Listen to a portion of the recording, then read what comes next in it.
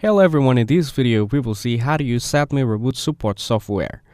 SetMe is a modern remote support tool built for IT professionals and support teams to fix issues quickly. It offers smooth remote access, letting you control another computer like you're sitting in front of it. The interface is clean, simple, and doesn't need much tech skill to use.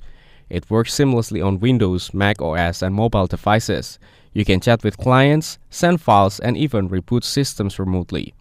It's ideal for IT departments, tech support teams, or solo freelancers. To try SetMe, go to the homepage and click Start Free Trial. Fill in your email and basic info to create a free account. You'll get a confirmation link in your inbox, so click it to activate. Then log in and start using SetMe. No credit card is needed. Clients don't need to install anything, just use a code to join a session. This makes it fast and convenient for non-tech savvy users. The pricing is affordable, especially for small to mid-sized teams. SetMe stands out for its ease of use and cross-platform support.